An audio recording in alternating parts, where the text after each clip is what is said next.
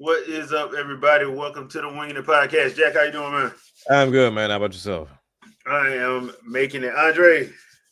I'm doing all right. Yeah. So we are doing the Q&A tonight. I know I usually try to preface these like 2 weeks out in advance. I do apologize for that. So we didn't do it like that this time. So y'all might not be getting questions from us to y'all chat like we normally do, but y'all know how we do. But first off, we do need to have a moment of silence. A friend of the channel, Debbie Snacks. If you've been hanging around us for probably about the last, I'd say, 3 years since BIPOC Streaming Wars has been going live, Debbie has been coming on every now and then. She usually comes on with Vicky. She has been a staple for the Game Awards with us. Yeah, for sure. And she mixed pretty well with our randomness, I'd say. She normally would be with us during presentation season, but this year she was in the hospital. That's why she wasn't with us for the summer games and the Microsoft presentation. And that's when I found out she was sick. She wasn't doing well. Yeah. Mm-hmm. And we thought she was doing better, but apparently she didn't make it.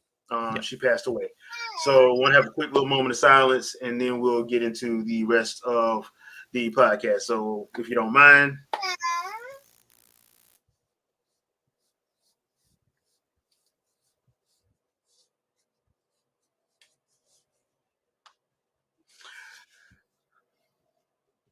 All right. So everybody, what y'all been playing?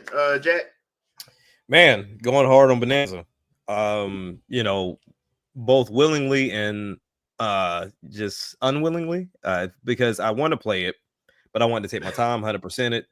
But then the internet does internet things. Yeah. So every time I will come on here, it'll be one thing I have to like quick shuffle past because somebody just, I don't know if it's excitement, they just want to get some clicks, and they just ruin stuff. Not even like a day. I'm not gonna name the channel. It's a good channel otherwise, but I had to unsub them for this one. But we were like a day past the release of Donkey Kong Bonanza, and they posted a thumbnail with each theme for each Bonanza transformation.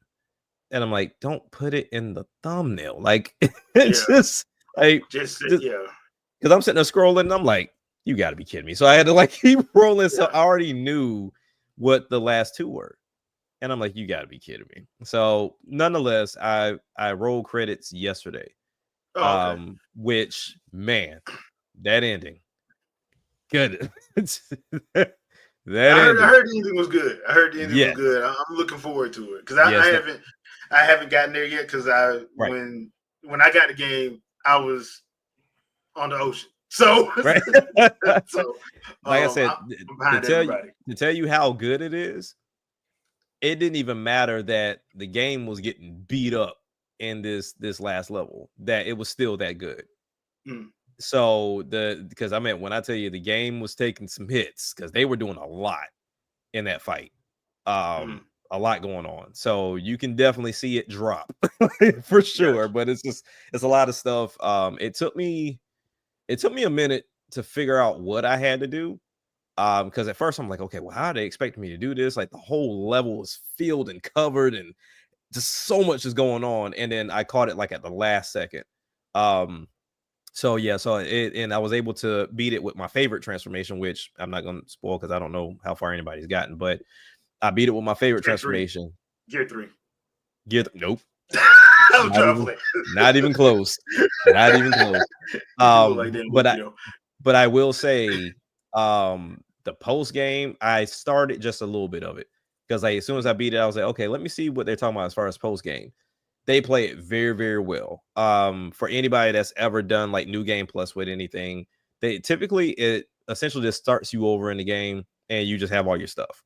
Like that's essentially what the new game is for most games. This one, the story still ties into the New Game Plus. Okay, that's interesting. Yeah, so they it's almost as if they keep it rolling. So I mean, when I tried the first thing, because once again I don't want to spoil anything. When I tried the first thing, this post game content is going to be challenging. for sure. Like Odyssey's challenging because, like, Odyssey did that mess too when they did post game. If I had to say, more, yeah, because it was pretty tough. So I'm curious to see how far it goes and how deep it goes. Because I mean, I already see like the idea that they're going in. But even with this first one that I did, the first challenge that I did, if these other ones get harder than that, yeah, it's gonna be a problem. So we'll we'll see. I love the difficulty of it.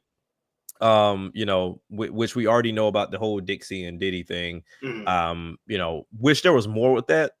But ultimately, it was still pretty cool to see them and, kind of do the things that you did with them. But yeah, other than that, man, I've been playing that. We started playing Mario Party Jamboree again because, Jamboree TV came out. Yeah, that was a swing and a miss. That was a real swing and a miss. I don't know how in the world Nintendo messed that up. That should have been a layup. But yeah, it should have been. Yeah, it is what it is. I'll let people try it out themselves. And then also I picked up Little Nightmares 2. It was like $2 on the eShop. It was like on 90% sale. So I picked up Little Nightmares 2 and started playing that. I heard that's good. I heard that one's good. Yeah, because Vicky was telling me about it. I mean, I love the Little Nightmare series. Like, I can't wait until 3 comes out. So I beat the first one. Because it was at the time we were getting into those type of games. Because what's the black and white one? I forget the name of it. Because it's like you're a silhouette of a little boy, and then you can die in very, very horrible ways in that game. And I forget what it's called, but yeah. So I've been playing that, and I plan to once I beat Bonanza. So Harry Potter is now going to go into the rotation. Because I mean Mario Kart always is in the rotation. Like I'll pick that up. Yeah. I'm not on it for like hours on end like I was in the beginning. But get in there, do 3 or 4 races, a little bit of knockout tour here and there, and I'll ride around free roam to try to find some more of those P switches because I saw how crazy that number is, and I'm nowhere close to that. So I'm like, okay, well, we'll explore when we explore. But ultimately, that's what I've been playing, man. And also just fighting that urge to get WWE 2K25. I'm waiting till somebody put it up on their channel. I'm not gonna. Well, I've seen it. I've seen it. And it runs smooth. It's a solid 60. It's just the community aspect of it is not there. So they didn't, for whatever reason, have that connected. And you can't do like the upload image stuff. But if you don't care about creating like wrestlers that don't exist on the game or creating your own arenas and stuff like that, then it's a solid game from what I saw. Like there's people that, in their words, try to stress test the game and have all 8 wrestlers in there. I think RGT85, he dropped the video today to where he tried the game share feature with somebody that was on like bad Wi-Fi, and it was still solid. He was like, it hiccuped on like the menus. He was like, but the wrestling, it was solid for the person on their end with the Switch and on his end with the Switch too. So, yeah, so I'm trying to hold out for like a cheaper because I don't know if I want to. Well, it's going to.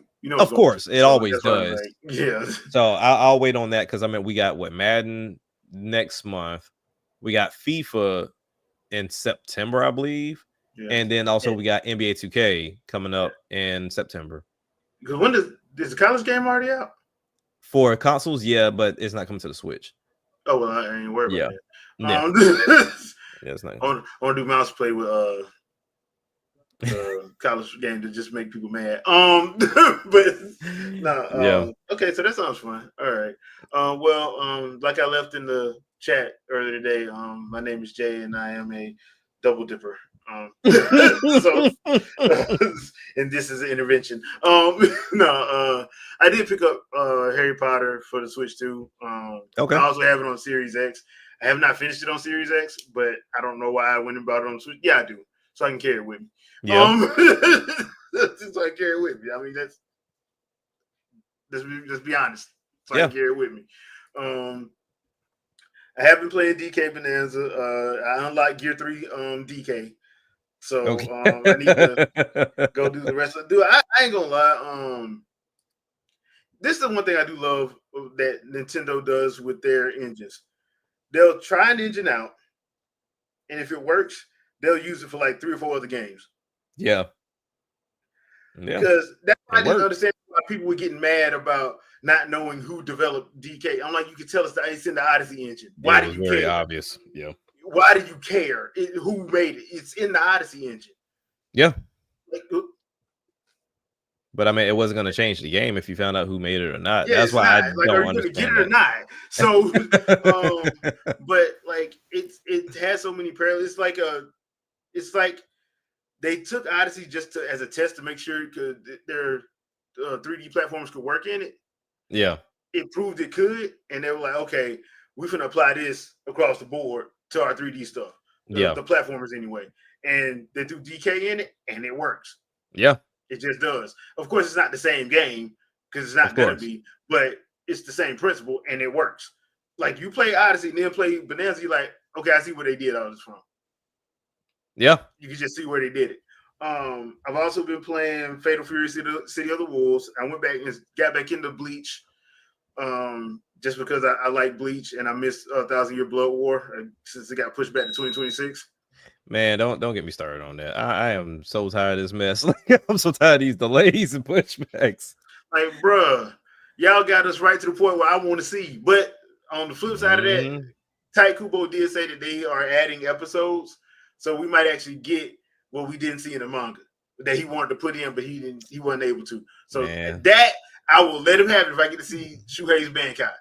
I'll let him have it if I get to see the Chad fight, because Chad's supposed to have a fight with one of the Stern Ritters, and Byaku's supposed to have another fight, and I want to see those. So yeah, that's that.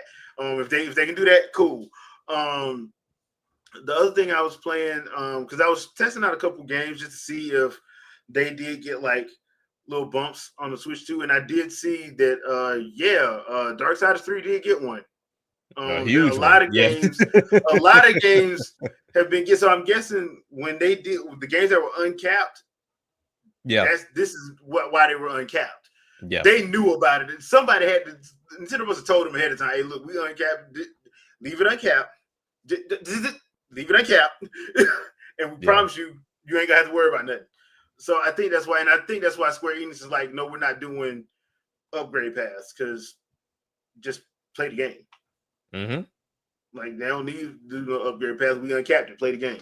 So I think that's why that happened. But yeah, I've been been testing out some older games that I have the physical for, because I do half and half on Switch. To be honest, if the game is like way too big, I just go in and do digital just because I know it ain't all gonna be there.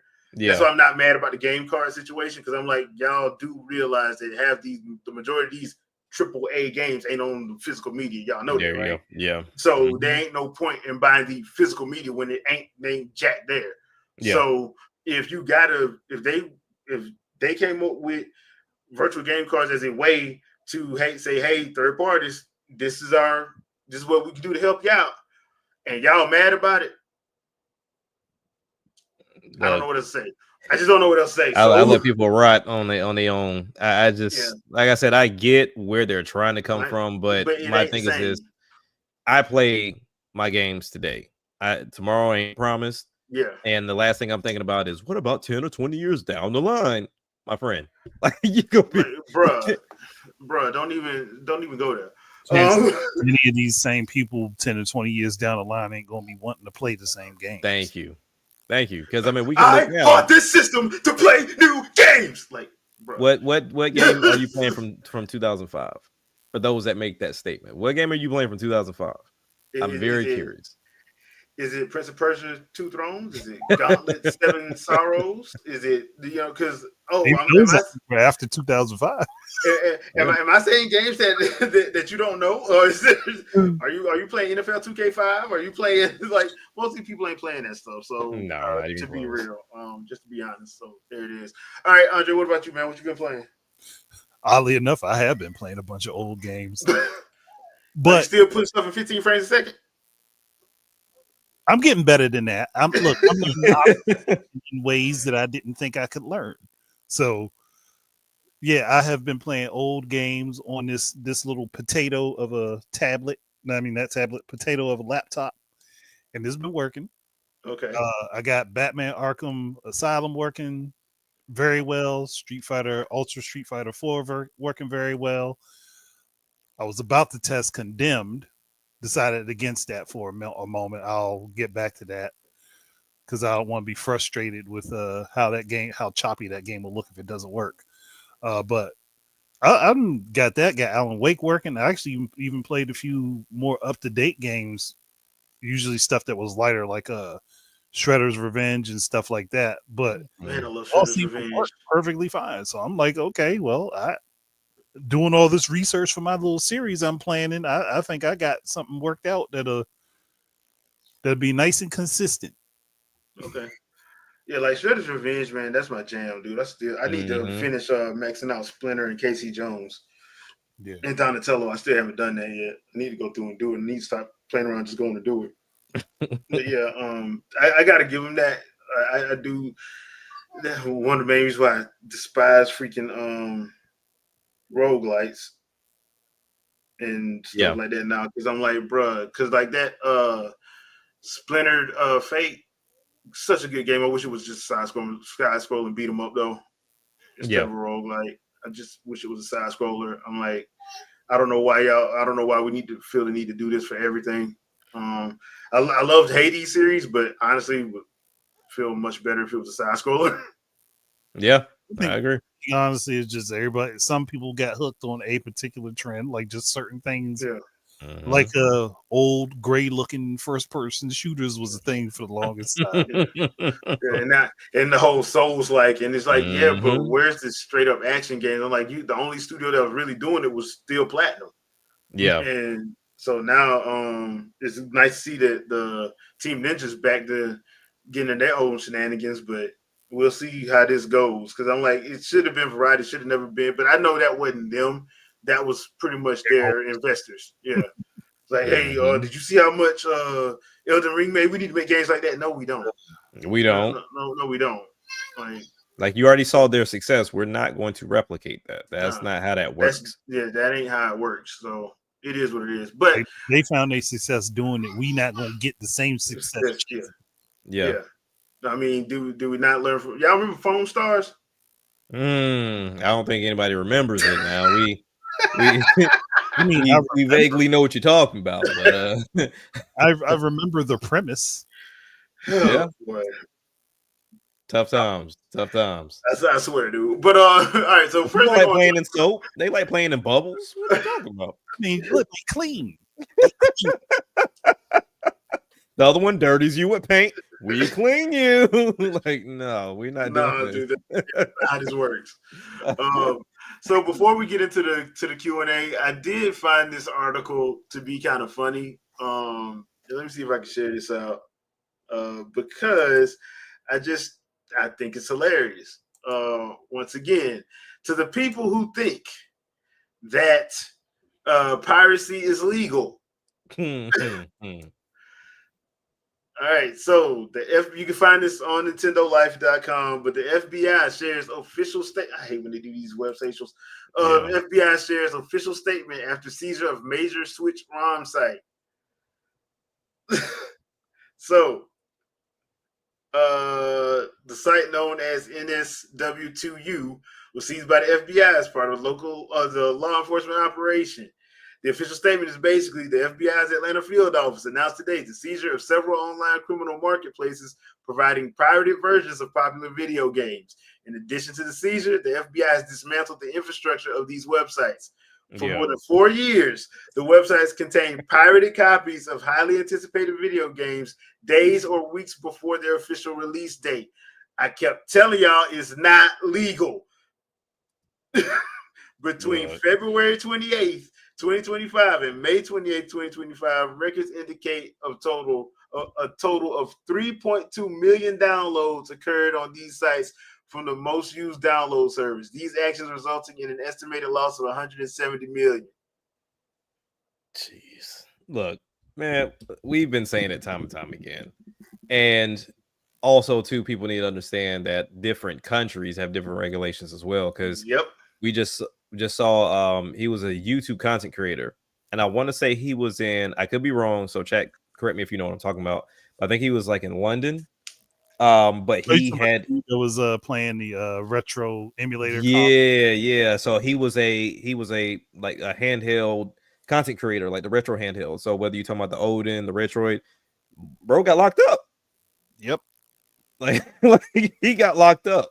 So it's like, look, y'all. I mean, I get it. Everybody, yeah, Italy. Thank you.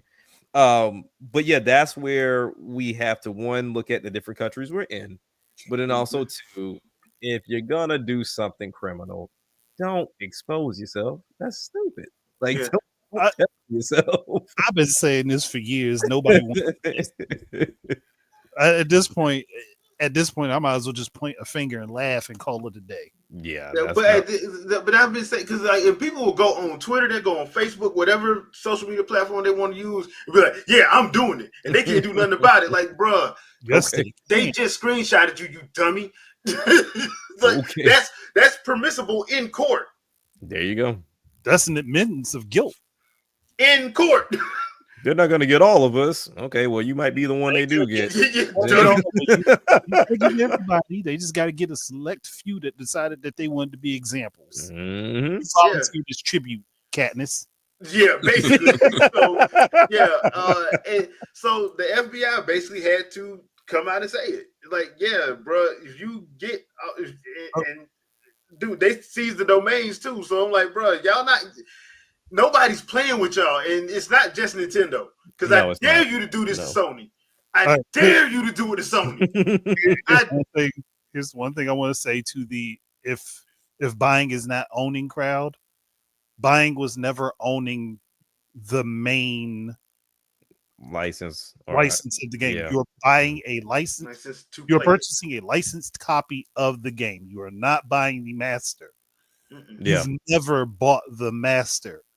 And people still can't get this part through their head. You're buying copies. If you purchase a copy, you own the copy. You don't own the rights to the original or the master. The editable version of it, you don't own.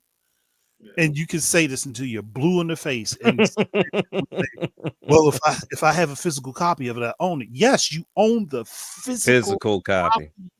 Yeah, you own the copy. Remember, again, the copy. If I go into a store and buy a magazine, do I suddenly own the original print of the magazine? You don't own Vogue because you bought a copy. Yeah.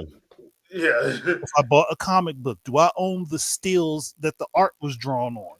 Do I own the dialogue that was written? No, I own the copy of the finished product. Mm-hmm. A comic book is a licensed copy of someone else's work. Yep. When you purchase music on Amazon, you are purchasing the licensed copy of that music. You are not purchasing the original master. Therefore, you don't have right to distribute. Yeah. I dare you to do that. You don't own it. Dare you? If you don't own it, you can't redistribute it.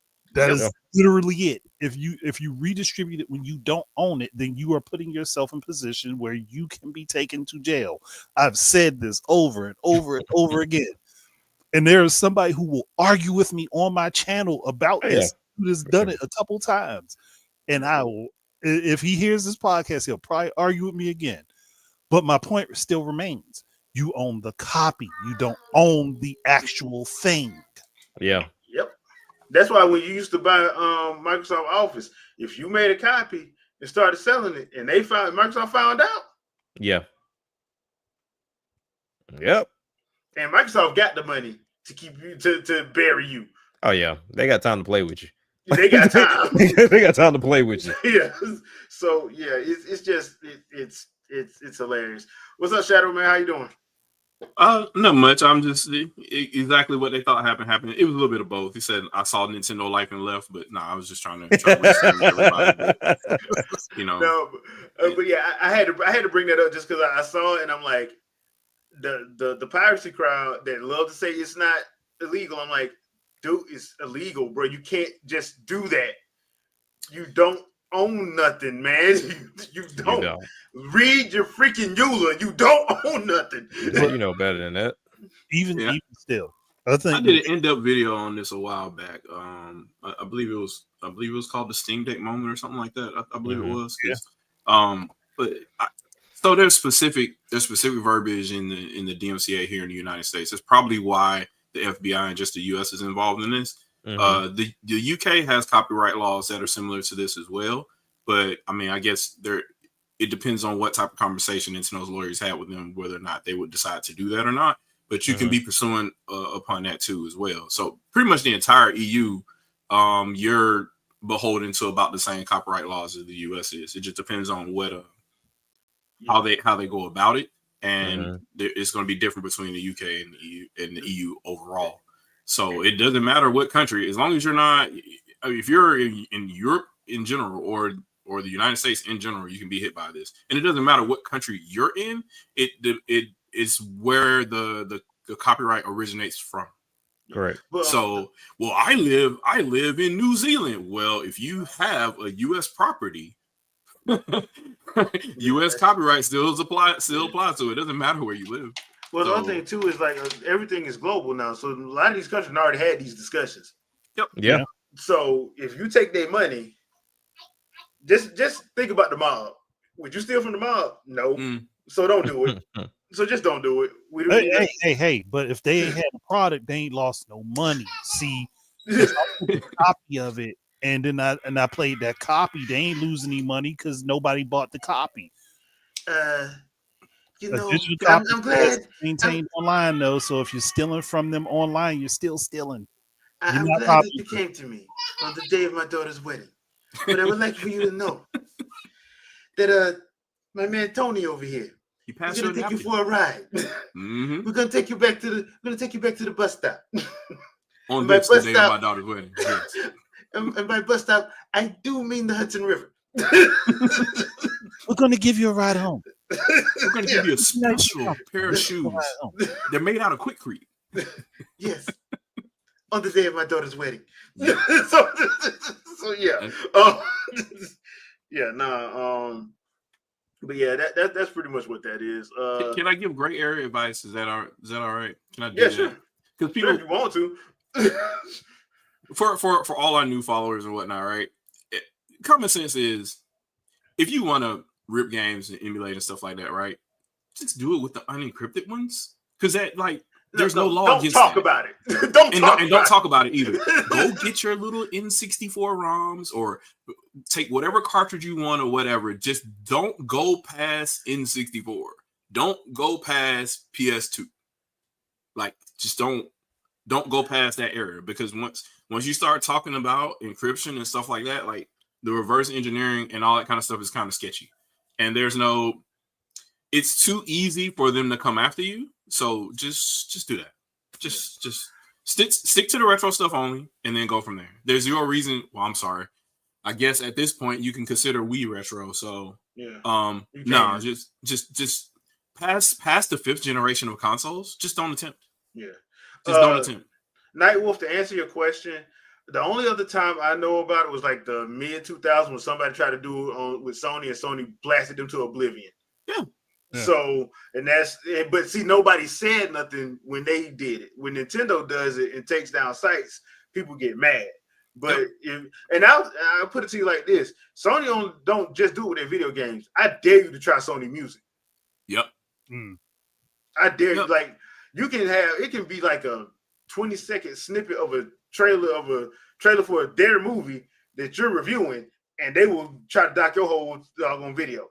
No, but go ahead and use the same logic though. It's your computer. You own your computer. You can do whatever you want with it. I can copy all this Sony music to my computer because it's mine. Yeah, how they gonna work out in court, bro? They're gonna track it too. So that's usually how that happens. Because the only time I've ever heard of that was, and I forgot, I think it was Shadow Colossus or Ico or something. Somebody did something, and Sony found out about it, and boy. But nobody said nothing. Like, IGN didn't say nothing. At the time, Game Trailers didn't say nothing. Nobody said nothing. The only time they would say something was if Nintendo did it or if Sega did it. But they wouldn't say it if it was like Sony or somebody else. They'll pretend like, out of sight, out of mind. So here are keywords when you're in the homebrew community, because we know this is all about homebrew, right?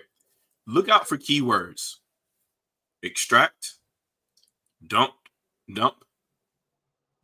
Decrypt, hash, what else? Tickets. What's the other thing? What's the other part too? There's or keys in general. If you hear any of those kind of terms in any type of discussion regarding getting any type of retro game or any type of game online or transfer or used to extract game or used to get games off your system so you can store them for later, just know you probably violated DMCA if you're in the United States, or probably EU law if you're in Europe. Just know that that's involved just now. So if any of that language is involved, that means that you extracted some type of token. Token is also another word as well. If you extract a token and its value and you try to compare it and hash it up with something else, you're defeating and circumventing copy protection, which copyright law is there for, to protect. So yeah, if you do any of that, just know that you're already in the sketchy area. So I would not even attempt to do that. If you're making your own backup, as Wilson says in the chat here, that's no excuse. You're not allowed to do that. Yeah, no, and at no point in time. All right, so y'all ready to get these questions in there real quick before we skip away from this subject?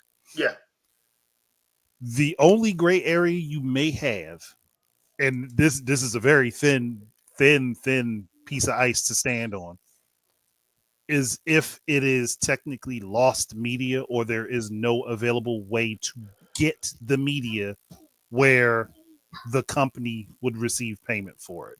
Mm-hmm. Those are your only instances where you might be able to eke your way through, because there's a gray area, because if it's not available for you to get in a way that you can pay the person who created it, you might be able to get around it. But that is, again, and that's very thin.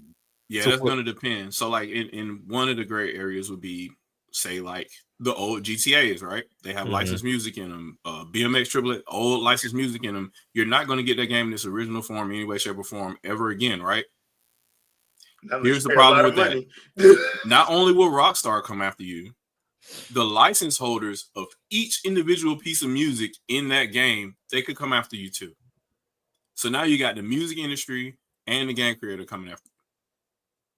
If they wanted to. They don't have to. They usually don't, but they're pursuant to it if they want to.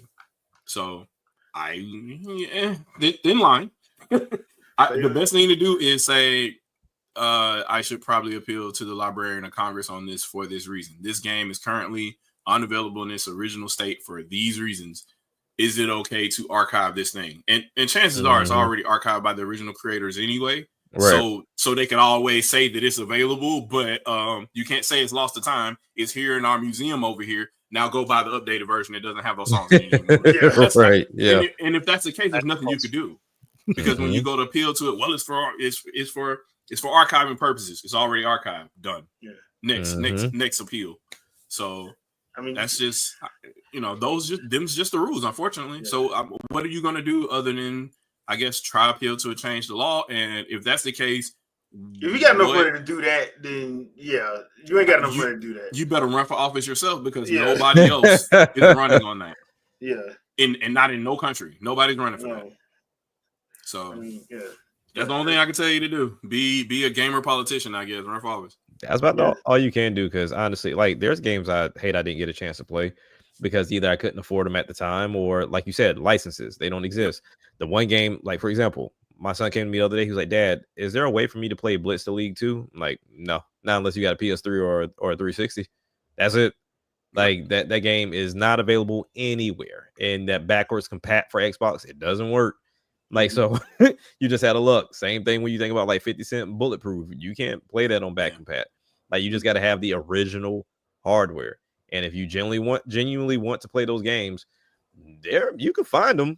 Like pawn shops galore, Goodwills, people on Facebook Marketplace, they have them. It's just you gotta be willing to spend that money for that game. Yeah, you gotta spend that money. But yeah, I mean, it sucks, especially when you talk about like the newer generation, when they hear how much we talk about these games and the nostalgia we have for them, and they want to be able to play them. I understand, like, I get it, but at the same time, I mean, that goes with anything. I would have loved to have gas at a certain price back in the day when it was under a damn $1 doesn't mean I go to the gas station and steal gas or siphon it out of somebody's car. It's just got to take it where you I are. didn't get every Atari game I wanted for $1 Right. back in the day when the original crash happened. Like people were able to get carts for 50 cents at the time, and I missed out on a bunch of that. I got a couple for like $1 or so at the time, but the time had already started passing. By the time I started collecting Atari carts at that point, so yeah, I mean you'll just miss out sometimes, and that's just the way it is. There's GameCube games that have gotten sold for $10 at one point because the system was selling so bad. Like you could just go and buy any game at the time, and then how much they cost now? That same game that sold like trash, and it was in the bargain bin at an office supply store or whatever. Now is hundreds of dollars. Skies of Arcadia, I'm looking at you. Woo. Yeah. or that Mickey Mouse game on GameCube, whatever it was. Like I think it's like $1,000 new right now or something. So that's disgusting. Yeah, just really bad ports and stuff like that just end up being because they were rare because the publisher knew it wasn't going to sell well on GameCube then at the time, and they just put minimal effort into it, threw it out there, and obviously it didn't sell well. So, and if it didn't sell well, then it becomes rare. Basically, so it is what it is. But all right, so let's jump into these questions. So we got one from Dark Eyes ISM. Hope I'm saying that right. You think Microsoft should talk to Nintendo about putting the OG Xbox games that didn't really get love back then on the Switch system? I have said on a number of occasions that they probably should do this just because a lot of those games ain't what they base like. Yeah. And a lot of those Rebirth. Yeah, like and some of those games I know would play better if it was where it was originally at, like Conker's Bad Fur Day. I wouldn't mind playing the Killer Instinct updated, the Killer Instinct 2013 over on Switch. Right. I wouldn't mind playing, what was that one that I can't remember. But like Cameo and some of those other ones, yeah, throw them over there. That's the first thing I thought about because I mean it works best on Nintendo's platform because it's in that realm. Of course, with anything, clean it up, modernize it, so that way there is no confusion. But yeah, try to see if they work. I mean, you don't hit nobody over the head with $50 or $60 for them. No. But unless you put it in a pack, like if you put it in let's just say, for instance, a rareware pack. I mean, do it like that. But yeah, which that should be if that rumor is true that we're gonna start hearing soon about Xbox games, Rare Replay better be in that fold. That should be one of the first ones. Yeah. The first ones. Yeah. I mean, but Shadow Metropolis Street Racer. I'm still like Project Gotham. Bring that back. Crimson Skies. Like there's a lot of IPs that don't exist with Microsoft right now, that were there for that original OG, like Fusion Frenzy. Like my kids still love to play Fusion Frenzy. Like that was one of the best mini game type games outside of like Mario Party at that time that we had. But yeah, I mean, Microsoft should do a lot of things, but ultimately, like pick and choose. I don't think it's smart to put everything there because honestly, not everything appeals to the Nintendo audience. Yeah, but there's a lot of stuff that does appeal that you're like, oh, for sure. Yeah, the reason why it didn't sell because you shouldn't have had it. Just being honest. The reason why it didn't sell because you shouldn't have had it. Jet Set Radio in general, like Jet Set Radio Future should have been a Nintendo property on a Nintendo platform. Oh, Dark Boy, that's a good one. Jade Empire. Yep. Who BioWare owns that, right? They did. Yeah, they did. I don't know. I think Microsoft owns that now. Okay. Completely, I think. Jade Empire should have been moved over. I don't know why. Yeah. Jade Empire should have never been dropped for Mass Effect. I'm sorry, I'm just gonna say it. They should have never dropped it for Mass Effect. Yeah, Brute Force. I remember that was one of my guilty pleasures on Xbox One. So, and I forgot who published that one. Digital Anvil developed it, but I don't know who the publisher was. Yeah. Was it Microsoft? Was it a first person game? Yeah, Microsoft published it. So yeah, they could bring that back. I guess they could. Do y'all think they really bringing the Master Chief Collection over? I mean, it wouldn't hurt. Me personally, I wouldn't because, well, the only reason why I wouldn't is because I don't think it would appeal. But at the same time, well, they don't have Nintendo doesn't have first-person shooters like that, so they can really make some money. Well, that's what I was saying, because it was like it's an open field. Like there's no real first-person shooters over there, but that's where I felt like COD was going to come in. So, well, COD and then that James Bond, they're probably going to clean up. But James Bond until next year, though. Yeah. So that leaves that there is also the reason that Microsoft could do it to have Master Chief potentially show up in the next Smash. Yeah, that's what everybody been saying. Like get that Smash, get that Smash, get that Amiibo money. Yeah, that Amiibo crack. Well, at least right back to Master Chief Collection for the Then you can make two of them. You can make the Smash version of Master Chief, and you can make the Halo version of Master Chief. And just double dip, because people are gonna do it. They're gonna buy them for sure. That open up room for like Halo Wars or Spartan Assault and stuff like that. Yeah, on a platform built for an RTS. Yes. Yeah. You do. It's literally a mouse. Like it is. Yeah. I still think Activision screwed up after seeing how Call of Duty Black Ops 2 got love on the Wii U. I think they screwed up by, first of all, letting Bobby Kotick run wild, and two, by just not supporting it. Because I'm like, bro, don't get mad at these folks. Can't use the Wii remote. That's a personal issue. Yeah. So that's one thing where his ear wasn't to the ground to the fans. Well, he didn't care. He was getting money. Yeah, and they were still asking. They're like, dude, we're no longer active on the Black Ops 2 anymore because y'all didn't update none of the maps. There was no DLC. Like, what are we doing? Like, you expect, like, there's no Newtown. Like, what are we doing? Like, you expect people to keep supporting you when you don't support them. I don't understand. Exactly. So they bought that game day one, and obviously it was a good port. I highly recommend people go play that version of the game. Hold on. Hi, Vicky. Hi, Vicky. Oh, Shea butter baby. This damn girl. That should just be the, I don't know. I guess it just be the tagline, I guess. And just do the entire thread that way. Can you on here, can you do like little pop-ups to where we can just do like a custom Hi Vicky pop-up in the middle of the screen? Yeah. We need to do one. Got to time right though. Yeah. But Activision made a bunch of dumb decisions, but yeah. That was just one of them, because I remember that time Shadow we and you were playing and dude got mad because he couldn't figure out how he couldn't figure out how he didn't know, like it's too easy to look one way, like you could be facing one way but still be able to aim another, and so I can headshot you while looking somewhere else, and he just couldn't figure it out. He got mad. He couldn't figure it out. Cheating. I'm like, bro, you use the twin stick, we use them remote and Chuck. I don't know what to tell you, bro. People didn't understand that concept when the arms can move independently of the head. Yeah. Like, bro, we use a Wii remote Chuck and you use a twin stick. You're at a disadvantage. I mean, when you play a twin stick against somebody with motion controls, a mouse and keyboard, you have to extremely good. For those not tracking, in old traditional FPS matches, right? What you do is you count.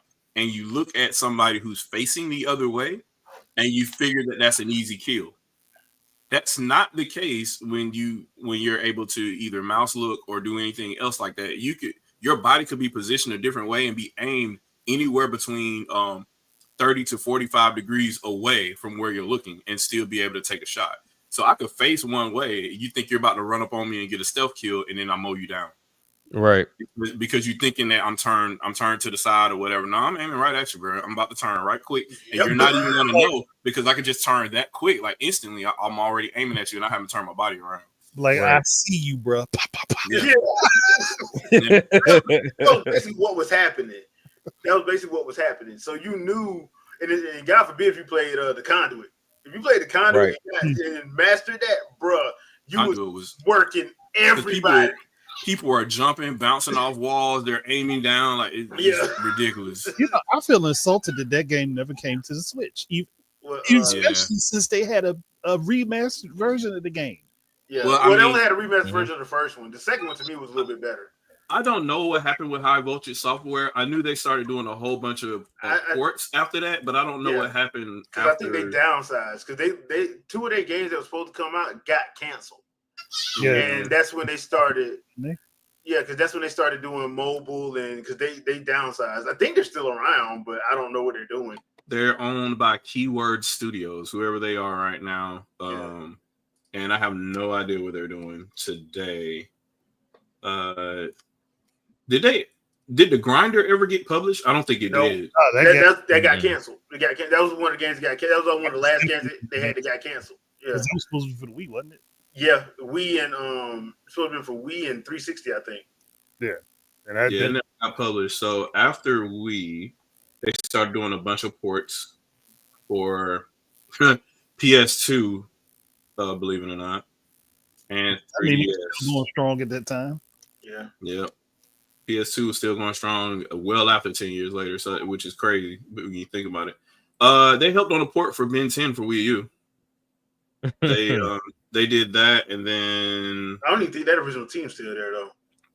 Yeah, so there's no telling now because now they're doing whatever stuff. So this game called Ballista got ported to the Oculus Quest and the Oculus Rift. So they helped on that, and they helped on the Zombieland double tap port. So yeah, they just been doing ports. Well, another what a talented studio. Another victim of the HD era. Yeah. All right. So this next question comes from Dark Void. Hey guys, I have two questions for you. The first question, and I've always wanted to ask this: why don't you do super shots? Have a Patreon page. You guys do so much good work, and it kind of sucks that we can't really support you. And the second question, let's skip all the other stuff. Second question, do we really know if that Switch 2 game cards are only capped at 64 gigs? Because all the research I've been doing is that we really don't know beyond the one unconfirmed report from a third-party studio. I don't know where they capped that, honestly. That's always been my thing, too, because it's like, because we don't know, everybody's just going to throw stuff at the wall and try to see if it sticks. Like, we don't know what they're offering third-party. Like, that's the only card we have, and I've seen content creators open them up. You can't tell the difference. Yeah, like you can't. And so the other thing too is, like, if they wanted to, 128 gig cards are cheap. They're not expensive. The 128s are cheap. Really? So yeah, they're not expensive. So I'll say this. But I think they're probably using their own proprietary. Probably because of Macronix, right? So the part is you're paying for the ROM part, not the flash part, right? Not the flash, so the ROM is what's the expensive part because you want the read only and you want it to be secure. And also you want it to be durable because you don't want to, like, 5 years into your Switch's life, the cartridge doesn't work anymore. It's degraded or what have you. So that's what you're paying for. You're paying for durability. It's the reason why you can still play NES carts right now, some 30 plus years later.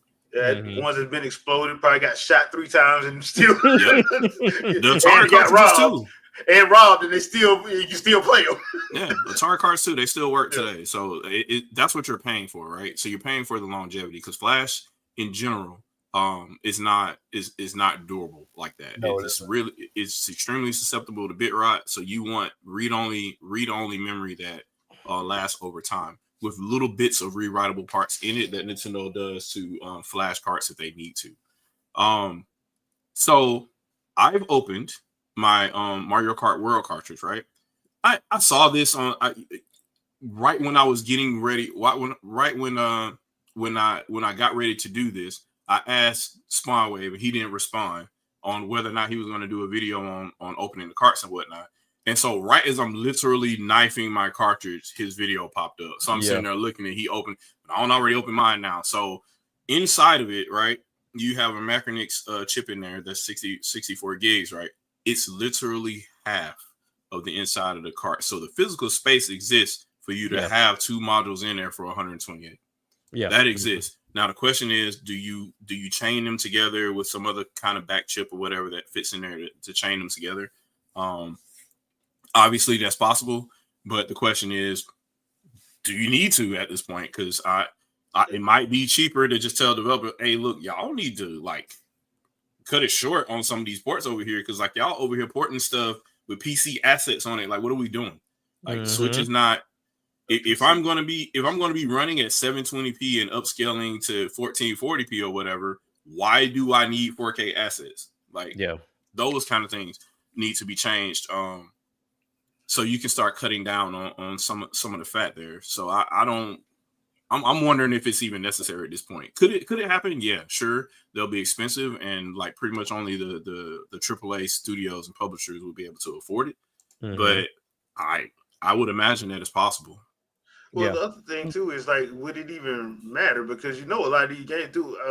Once again, anyway. Call of Duty is over 310 gigs. Yeah. Mm-hmm. So that's the publisher that can afford it.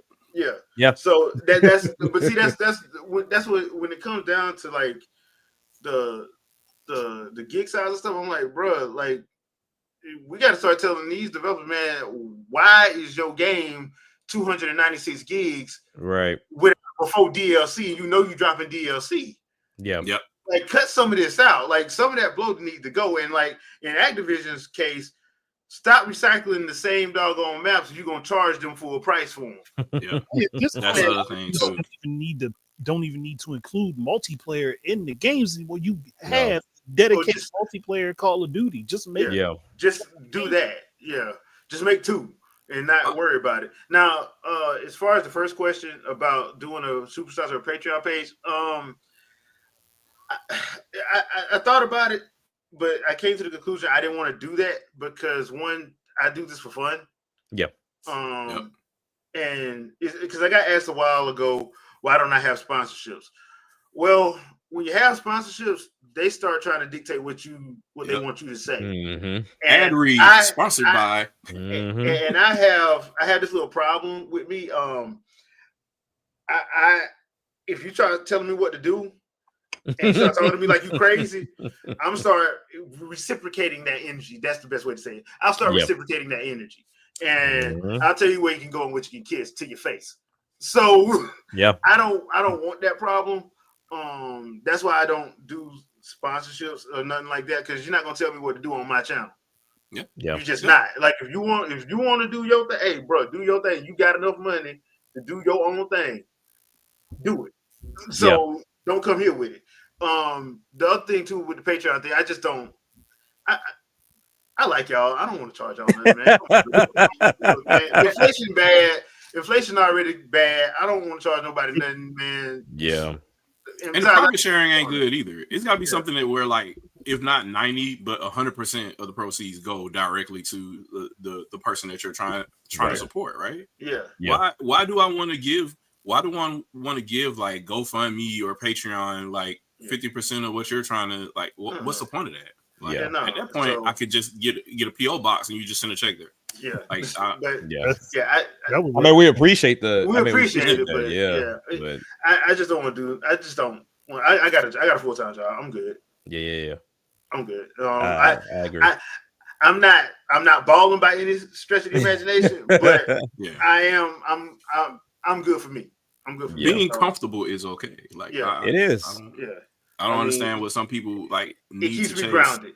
Yeah, it keeps me grounded. There's some rich people that are not comfortable. So it's some rich people it's rich people that are miserable. Yes, like straight up miserable.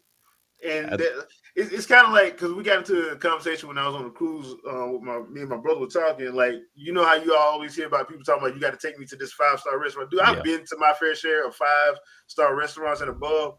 I'm gonna be honest, y'all. Half that food suck. It's because but it's on a square plate and it's small. It's about presentation and all this stuff. I'm like, you would go to those restaurants and then stop by Taco Bell on the way home. Yeah, I gave you less and charged you more, but it was the decor, the way I played in it. Yeah, my wife isn't gonna love me any less because I didn't take her to no. Right, she'll just eat Thai food and be fine. Yeah, she'll be all right. And most times, and to be fair, to be completely honest, like most times you'll find like the best spots to go eat at, in all honesty, are the mom and pop spots. They really are. Yeah, they still specifically Thai food. They still put love in it. They still put love in it. They're not trying to like reach this Michelin star or anything like that. Yeah. So, and that's why, like, when I started looking at life like that, I started feeling like a whole lot better about my situation. You know what I'm saying? So, I'm really good. I don't like I said, I do this for fun. I don't do this for a job. So, because if it was a job, I wouldn't like doing it. Yeah. Oh yeah. And I'll say this too. don't believe what you see online too, because a lot of these people operate off of debt. Yeah. Oh yeah.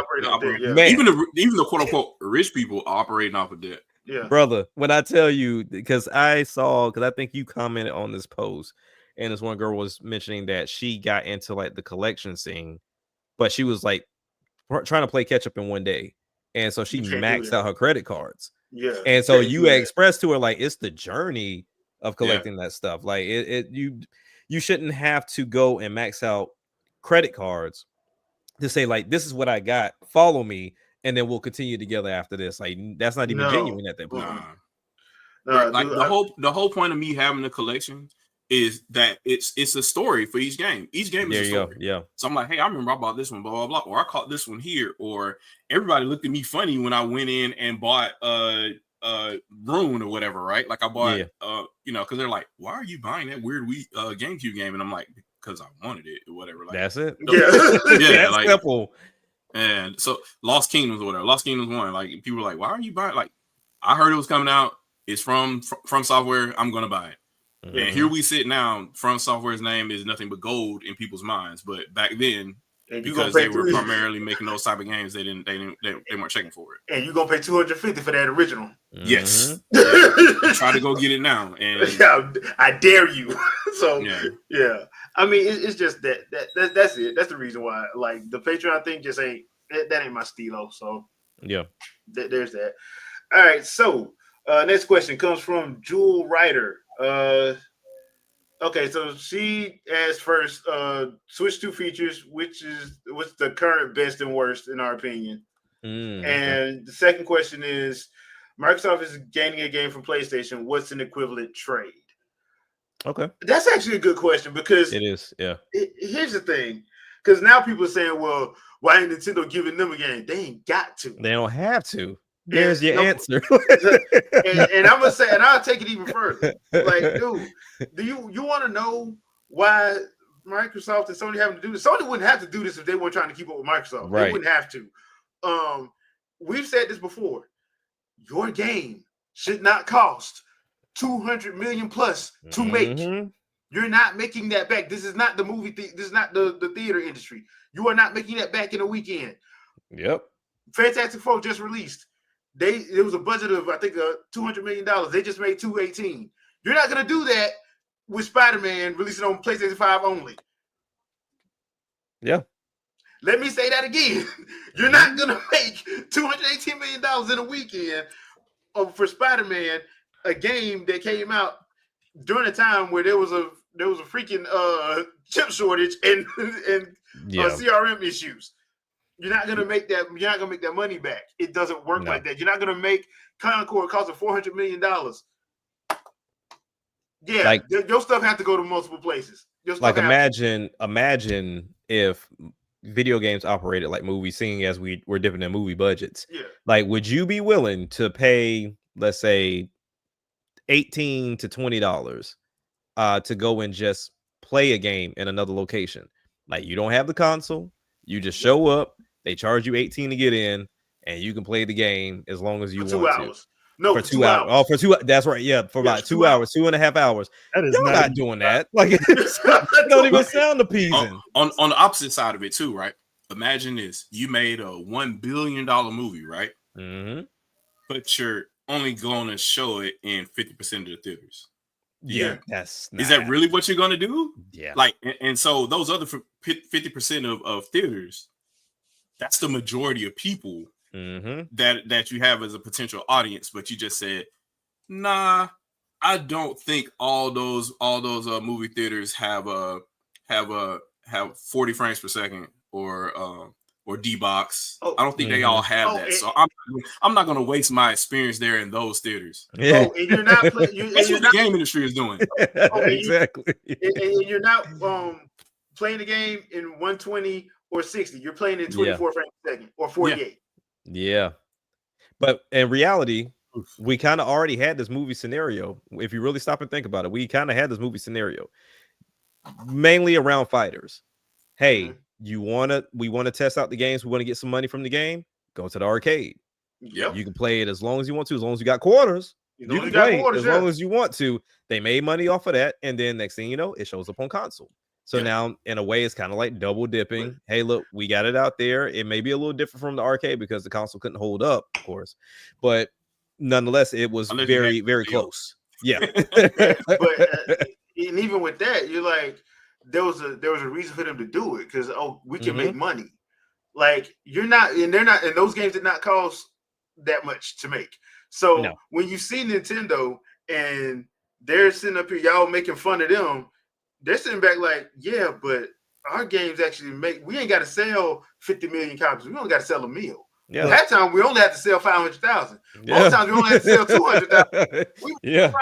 Dude, when they came back with Marvel Ultimate Alliance, all they sold was 1.3 million. They was like, oh, that's sold way above expectation. We made we made a whole lot of money off that. What? Astral Chain only sold 1.45, I think.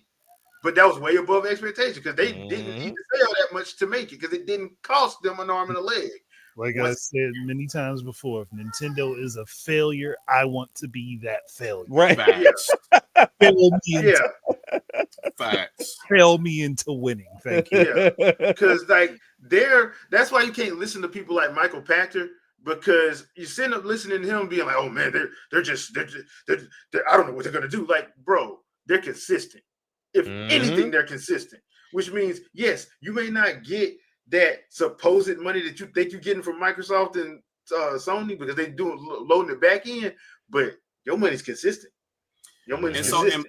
And Michael Pachter too, though, since he's the quote unquote financials guy, right? He goes off the graph of rich people's feelings, aka the stock market, right? Yeah. So he wants the market cap to be high.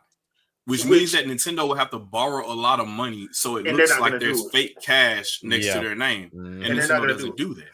They have real cash. Yes, they don't. They don't do that. Yeah, and if they ended up borrowing too much money, that puts them at risk of losing everything. Exactly. Why would you want that much fluidity and all the risk that's involved with that when you could just have hard cash to back up any hard times that you come across? So and let's be real about one important thing here, like they actually have cash on hand, and on top of that, they're not Microsoft. They're not a conglomerate. Sony. Yep. They're not a $1 trillion computer company. Microsoft. They're basically a toy company. Yep. Yeah. They ain't finna do all that because the second they do that, they're gone. That's what the Western gaming media wanted. Like Nightwolf said. They tried to make them go third party. IGN and Jeff Keighley. I always laugh at Jeff Keighley because they were the main proponents of, well, I just don't understand. Why don't they just go third party and let everybody play their games? They can play the games. All you got to do is buy the damn system. What the hell are you talking about? So remember the Shadowcast that I did where I played the video from Perrin Kaplan. They literally told her to her face that they didn't think Nintendo should be around. Yeah. Yeah. But and this is during the sixth generation. Yeah, but if you ask them that now, guess what they're gonna say? We never said that. We know Nintendo always has a place in the industry. We know they're just different, and we know they don't really compete. Nintendo did compete, but when they did, anytime Nintendo does a thing where they're like, okay, we're chasing tech now all of a sudden we got to come up with all the negative whatever. Yep. We can't show because they're a threat. When they've always been a threat. They're a threat. They've always been a threat because the problem is they actually do the thing that people say these other ones are doing, which is actually innovate. They don't throw power at it, they actually innovate. But I guess in that case, they were innovating and matching the competitors visually, which became a thing, and that now it's a problem. So it's gonna be a real big problem now. Yeah. Well, I'm sitting there like, I'm just like, what do you do? Like, you got Microsoft out here coming up with fake specs, talking about vertices instead of polygons, and Nintendo's just like, hey, here's Rogue Squadron. Yeah, here's what system is doing as many polygons right now in the game? What system? None. The answer was none in 2001. So, the Batman Vengeance, that was the game, the Batman game. It ended up being Rally Sport, Rally Sport Challenge, I think. Like it did like 21 or something like that, but then Factor 5 was like, yeah, we'll just do Rogue Squadron 3 and double the polygon count. I'm like, all right, cool. That's it. That does it for me. So so at that point, and back in the day, for people that don't know, In the sixth generation of consoles, instead of teraflops, the entire comparison was how many million polygons per second could you display per frame. Yeah. That was the thing at the time. It wasn't lighting, it wasn't pixel counts or anything like that. A lot of these systems were locked to 480p. The PS2 could display 720p on some games. The Xbox could display 720p in some games, 1080i in some, depending on what kind of setup you had. But GameCube was specifically EDTV. That means 480p progressive, and that's all you got. You maybe widescreen was enabled in some games, but for the most part, it was a 640 by 480. Yeah. There was no deviating between that. Every once in a while, you had a game that did 853 lines, but because most people only had 19-inch TVs. Yes. Yep. They didn't have that was a big deal. That was a big deal. Even the floor model 25-inch TVs. Yeah, they still couldn't, because the screen was not that big. Your floor model was 25, but your screen was probably 20. Mm-hmm. So maybe 21. So what happens when the Sony console, this is the sequel to the PlayStation, right? You launch this console and it's powerful. 66 million raw polygons per second or whatever, right? Mm-hmm. And Nintendo, Howard Lincoln comes out and says, we're not worried because we have a more sophisticated machine that's going to launch next year. And they don't even tell you how much more complicated it is. It took an interview from one of the ATI developers to say, yes, about 90 million polygons per second raw. And you're like, well, that's less than Xbox. What did Xbox say? They said vertices. They didn't say polygons. Yep. So shared vertices, that's 2 per polygon, right? So divide that by 2. What is 112 divided by 2, people in the chat? I'm pretty sure y'all can do the math real quick, but it's less than 90 million polygons per second raw. Mm-hmm. So GameCube had the raw polygon formula down, right? And it had some of the texturing and stuff down. The advantage was Microsoft had more modern shaders and stuff, so developers could do like. Shadow, I had to disagree with you. The difference was Microsoft had a bigger checkbook. Yes, and Microsoft was literally paying people to, hey, do this thing. Yeah. Do this non-interactive water thing over here. Yeah. And so you're just like, ooh, look at the pretty water. Can you go in it? No. Nope. But it looks pretty. Hey, Microsoft like, we're going to give you this blank check. You fill in the zeros. Mm-hmm. Yeah. So Nintendo who? So this little thing right here, this little box over here, if I can, this little guy right here. If you talk about polygons, this is the most powerful platform in the 6th generation. Polygons only. And easy to carry around. Yep.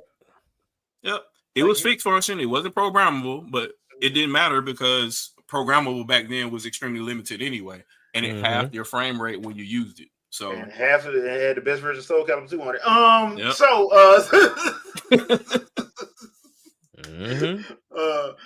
Okay, so let's do Zodia's right quick. Let's do Zodia's question right quick. How angry y'all think the media is that Sony and Microsoft are on the verge of going third party? I would say on the verge. Third party. You're right. Wanted Nintendo to do just that back in the 7th gen. I'd say Iwata. Very mad. I'd say Satoru Iwata. I'm so glad they pissed you off.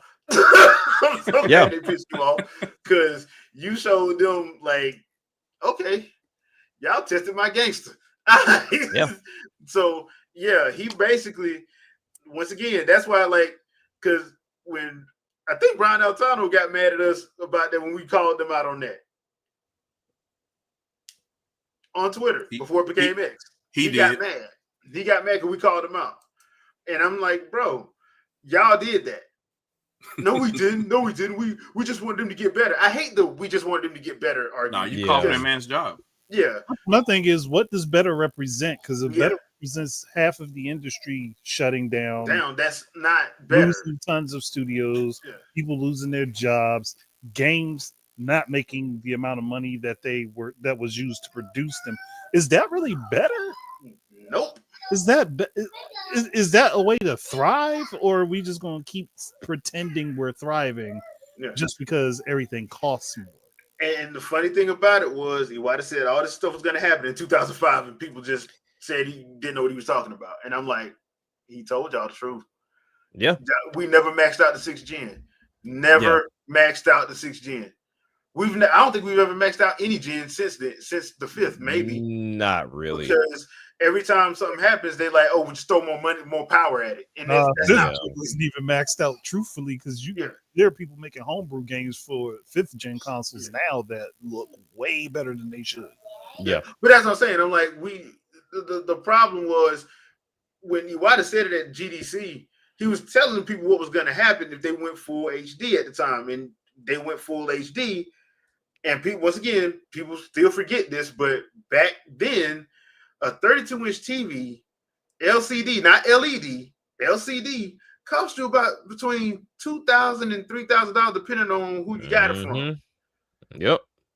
Like, you're thinking about it as cheap as they are now.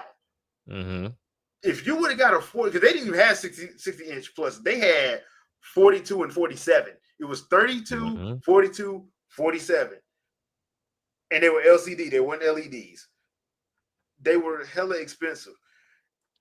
A lot of these mid-range companies couldn't afford to even keep up with half the stuff that they wanted to put in there to make it go to 720p, not even 1080. 720. We all got lied to, people. There was no standard 1080 60 frames a second. It wasn't. They weren't even 720. A lot of them was 540. 40, yeah. They were 540 up-res to 720. And then lied and said it was 1080. Yep. But I'll do you one better. I don't think the media is mad at all. I don't think they're mad at all. And this is why I say I don't think they're mad at all. I think they got their check. They got their check. So regardless of what happened, they got paid to ensure that, hey, look, when we go and we do our sponsorships and we speak on this, how this graphical change we were about to go into, this new world we're about to go into with PlayStation and Xbox, and Nintendo can't keep up. I got paid for my smear campaign. The downside to it all really is, regardless of them doing that, they still have a support system. Like IGN, but it's not as good. It's not as good. It's not as good, but they still floating. But because the funny thing about it is, because Nintendo did what they did, like that's why Keely be getting upset. Like, bro, you did this to yourself. I wouldn't support you neither. Yeah. You lied on my name. That's the only alibi I'll give is I would say they are upset, and the only reason I would say they are upset is because I want to say it did take Sony and Microsoft to follow, but it literally was Nintendo starting a trend of saying, you know what we're not going to do, excuse my French, is have you fuck with how our system is perceived and literally lie to the customer. Yeah. So what we're going to do now is get rid of your translations. So once they did that and they started doing the Nintendo Directs, they literally took power away from them. Because remember before what it was, people were paying to get coverage from E3 directly from all of these magazines and these websites or whatever. Like it was all gate kept. And once Nintendo is like, not only are we going to broadcast this through your stuff or whatever, we're also going to broadcast it directly to our users too. So it's either going to be on the Wii channel or whatever, the Wii TV channel or whatever, or it's going to be on YouTube. And they didn't stop. And they were relentless with it. And they're like, not only are they going to get it at the same time as you, game media, some stuff will be exclusive just to them for free. You don't get any of it. And I think they were really pissed about that because they had that. They had that at one point and it was exclusive to just them. And Nintendo was so secretive up until then, they thought they had an advantage. Like if you want to look inside Nintendo, you got to deal with us. And we're going to translate how it presents to you. And so Nintendo's like, but if this is what you're going to do, we'll just take it away. Yeah. And go from there. And I do think, especially now, they don't have that power anymore. They are really upset about that. Because now it's not just YouTube and Nintendo channel. Now it's all of social media. Nobody really cares anymore about what you say because I could just look somewhere else to get a full aspect of like, why should I listen to you as a reviewer and for a third party version? Say like there's a port that comes out or whatever, right? And you're like, well, this game is automatically bad. We're just going to rate it lower for whatever reason. I look at the review and it's literally a copy and paste of all the other reviews. You just happen to score it lower on this platform and didn't say why. I'm going to go to YouTube or I'm going to go somewhere else to actually review the version of that game. And fuck what you said. They don't like that. Oh yeah, they used to I have agree. that control and they don't anymore. I agree 100% as far as like the media aspect of it. Like they're pissed off in that regard. I think where I was going in regards to like the third party aspect, I don't think they necessarily give a damn. Because they're gonna find a way to eat regardless. Because like you said, IGN used to be that spot. Now you have content creators that take that space up for sure. Because it's like, okay, I rather go to them because they are genuine, and then also too, another thing that most channels do, it's the same person reviewing the game. It's not some Joe Schmo that, you know, maybe a freelancer at IGN that may not even give two shakes of a shit about a sports game, but yet he's reviewing it. Like, to me, it has never made sense to me. Well, that used to piss me off because, like, Colin Moriarty used to do that. He would.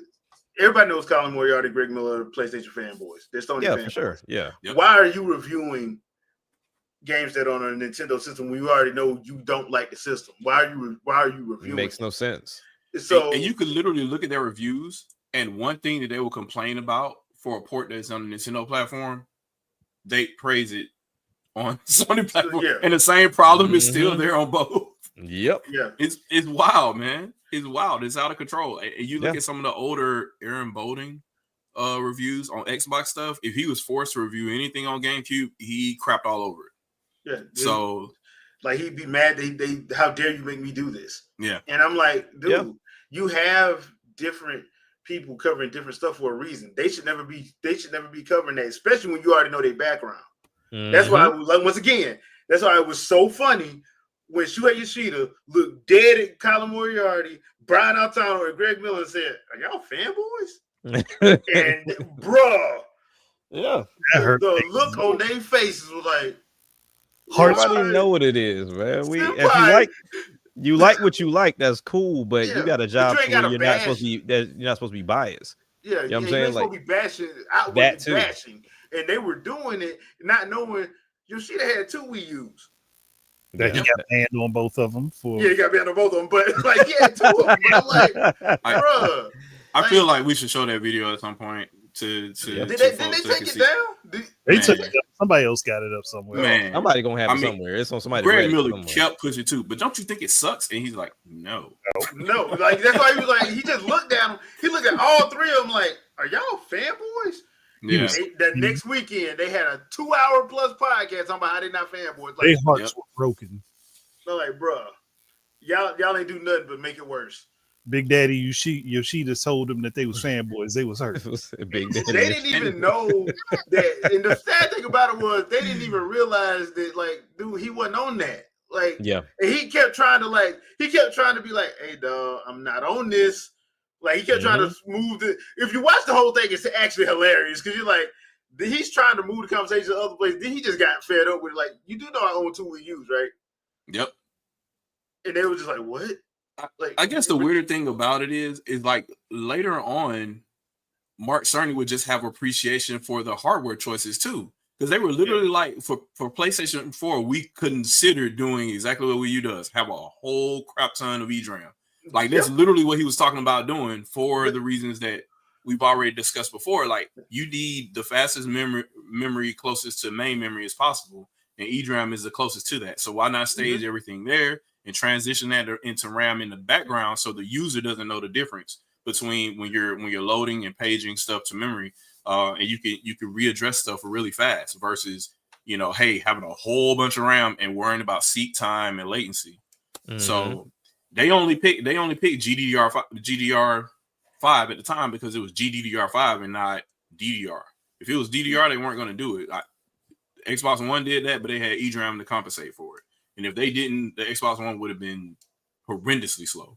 Yeah. So, I mean, they at least looked at, you know, what Nintendo was doing and appreciated. Like, Nintendo isn't stupid. I don't think out of the, like, between the 3 of them, Microsoft, Sony, and Nintendo, I don't think they hate each other. Because once again, they have nothing to gain from a console war. At all. No. But it's just media. The media does, because they have to rely on clicks and people coming to their website and reading their articles and stuff. And I'm sitting here like, that was the problem. Like they don't. That's why when Reggie and Layden and Phil got on stage at E3 that year, they were like, bro, we don't get anything from this. Yep. Like this fanboy stuff y'all doing, we don't get nothing from this. Like, it actually we makes it worse. Yeah, we work together. So, and then people was getting mad. Why does Phil Spencer play Smash Brothers with because they got caught playing with it was Phil versus Bill Trendon and was it Sakurai in that match? I don't know. It was somebody. Sakurai. He plays randomly too, so you never know if you're gonna go online and see him. It was basically Duck Hunt Dog versus Mega Man versus I won't say Jigglypuff or somebody like that. And they found out it was Phil Spencer, Bill Trendon, and I want to say it was Sakurai. And people couldn't believe that Phil Spencer played Smash. I'm like, dude, he's a gamer. Yeah. And that is the key term right there. He's a gamer. He is a gamer. He is a gamer. Yeah, he works for Microsoft. That don't mean he don't play nothing else. And then when Sakurai showed his setup, I was like, I'm jealous. Yeah. Sakurai got two 70-inch screens. They all lined up. Got the consoles lined up on the bottom. I'm like, bruh, I wish I had this setup. The setup is clean.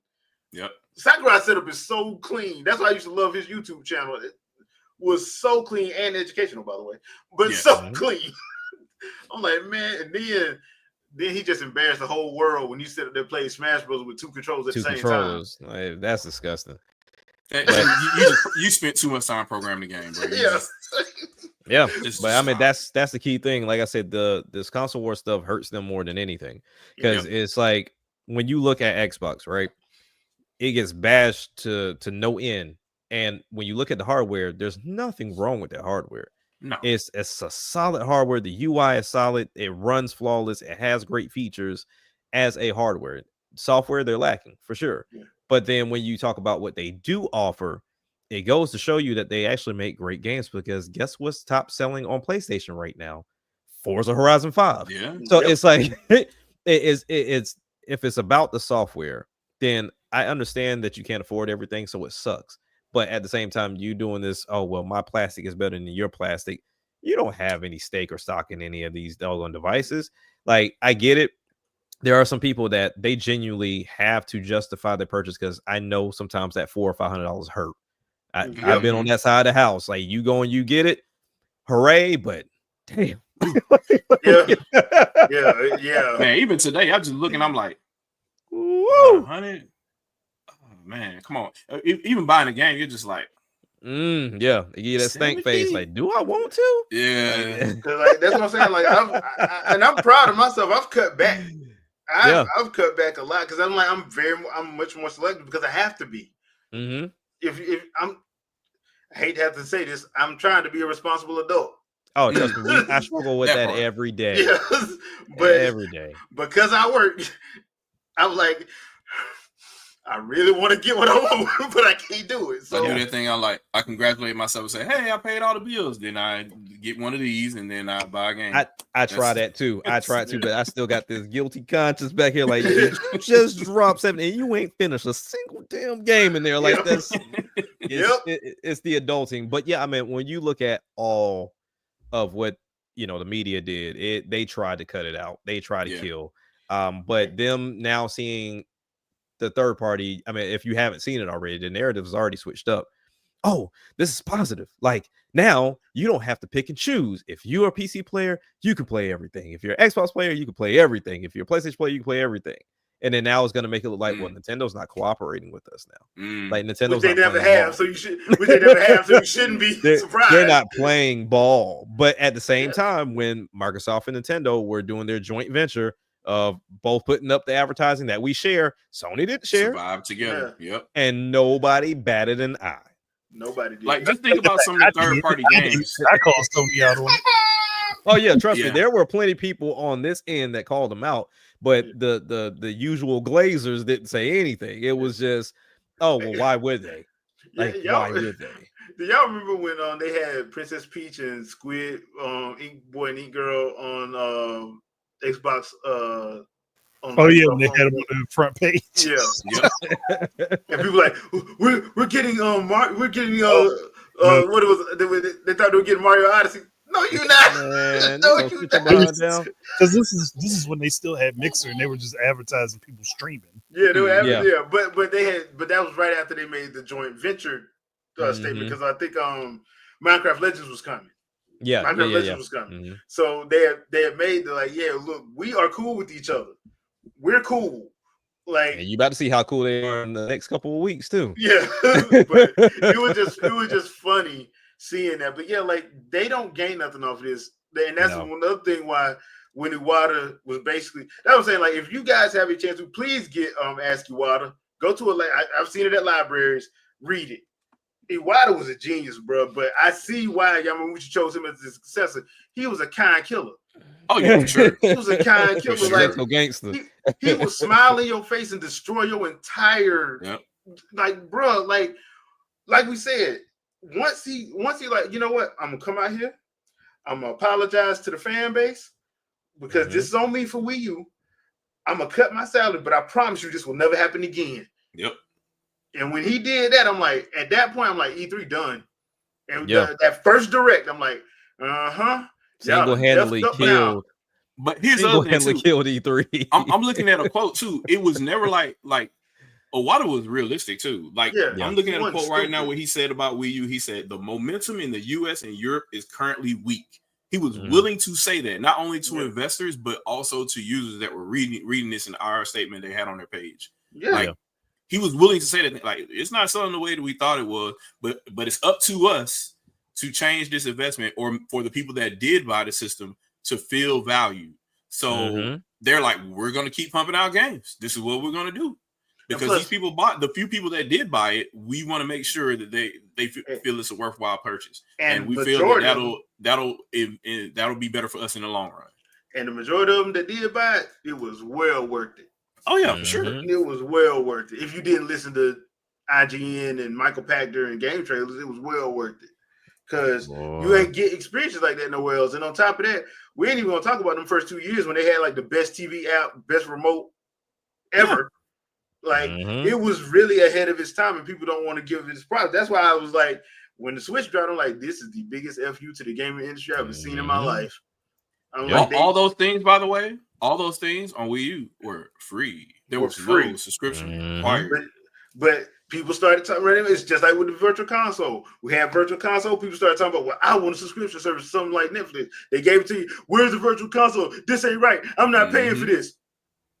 Why can't I just go on the eShop and buy it? You had that on the Wii U. You had that, but you didn't want it. You had it, but you kept. And well, I never said that, but you ain't never talked about the people who didn't. Sure didn't. So those same people, when you bring that argument back up to them again, they say, "Well, what about the new users? There are new users out here now that want to don't matter." I said, "But you're not them, and you were there doing Wii U. Yep. What is your response now? Crickets." Yeah, I'm about to say you lay the foundation for those in the future. So your stupidity is what caused them not to have today. That's just what it is. That's why I always say, like, Xbox, I hate that they're in the state that they're in, but that Xbox One, as great as a console, and I feel like Kinect was going to be great too.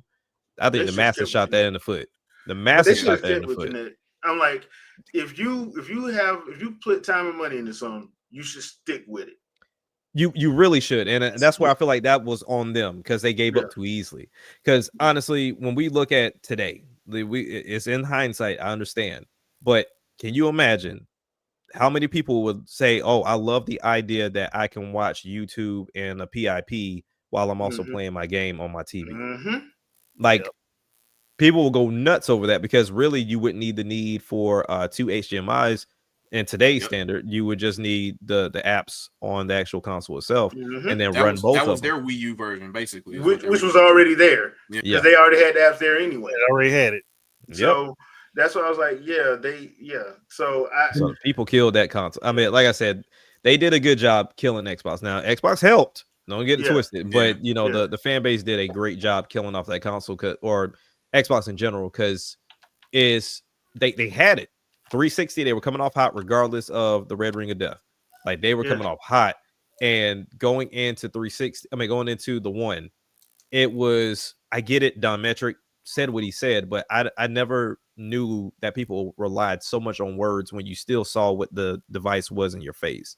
Yeah. Like, yeah, was he stupid in what he said? For sure, I get that. Yeah, but he didn't care because he was leaving. He was leaving. Yeah. if we're talking about where Connect could be and where that whole UI and everything that came along with it, Xbox could be on top of something right now. Mm-hmm. It's still being used in the medical community. It it's is still being used. Sure. Yeah. Xbox could literally be VR without the headset. There you go. They really could if they would have stayed on top of it, but they pretty much got peer pressured out. I mean, I literally just saw a Connect. I used the Connect in the scan during the medical appointment not too long ago. I mean, they still use the Wii for physical therapy. Yeah, they sure do, especially in the senior homes. Yeah, but I mean, when you look at it, like I said, the stupidest excuse was, okay, they're spying on me. You got your phone in your face every single day. Most of y'all giving up information and videos every day anyway. So it's so what privacy are you holding in the first place? So, yeah, you got your phone in your pocket and you don't look at any end user license agreements. No. Mm-hmm. You sit here letting every camera get a picture of your face. You think when you take a picture of yourself and send it to the cloud that the company doesn't have a copy of the picture you sent?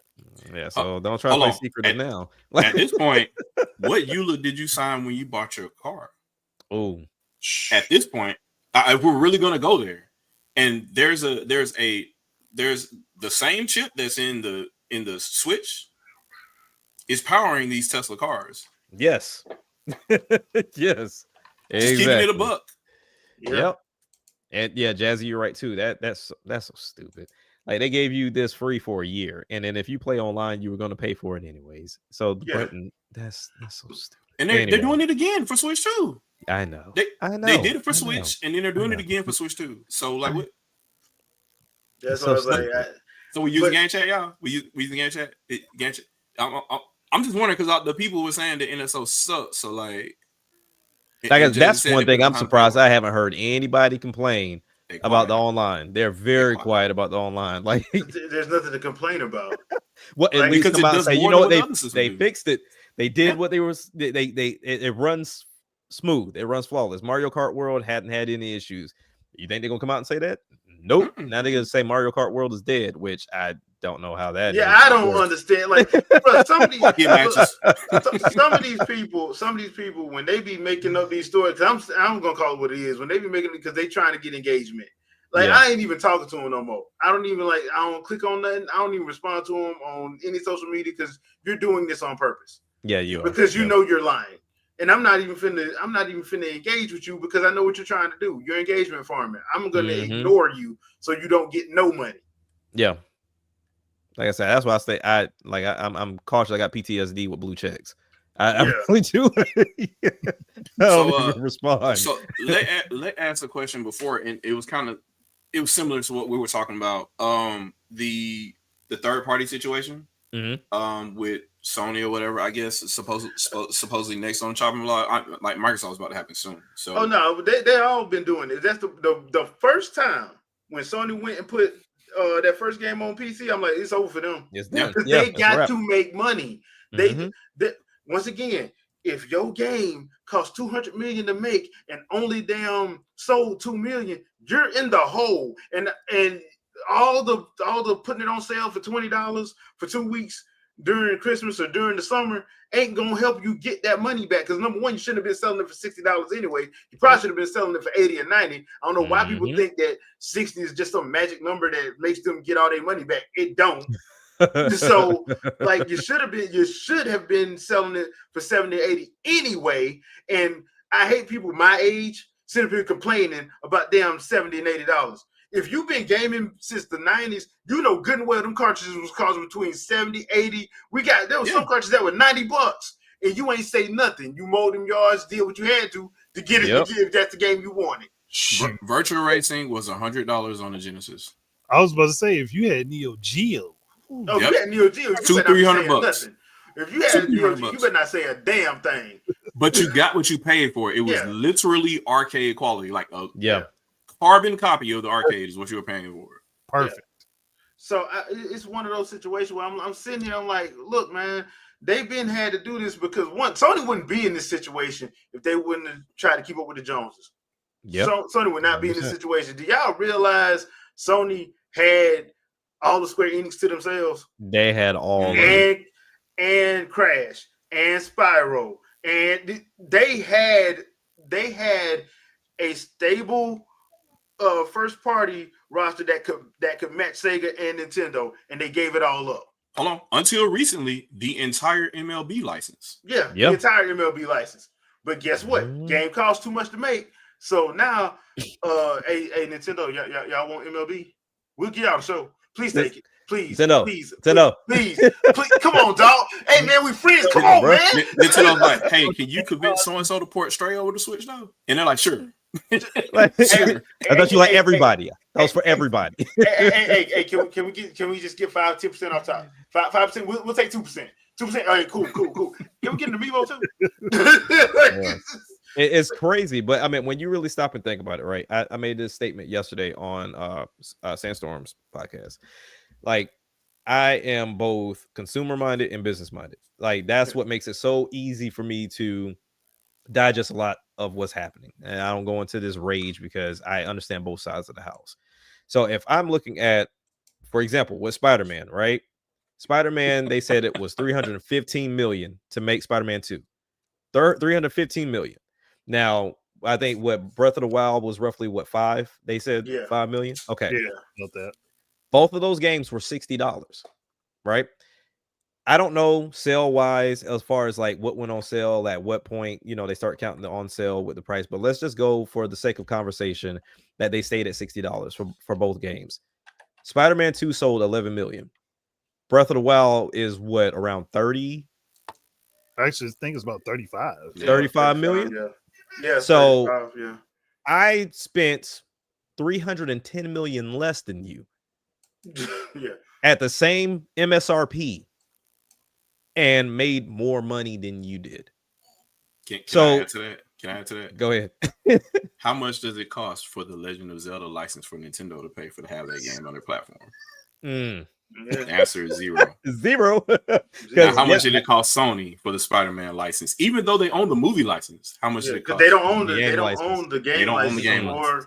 And they really don't own the animated. Outside of movies, they don't own the animated license either. So that was my point last night. On the consumer side, of course, we would all love for games to be affordable. Like, we would all love that. But that also comes with a risk.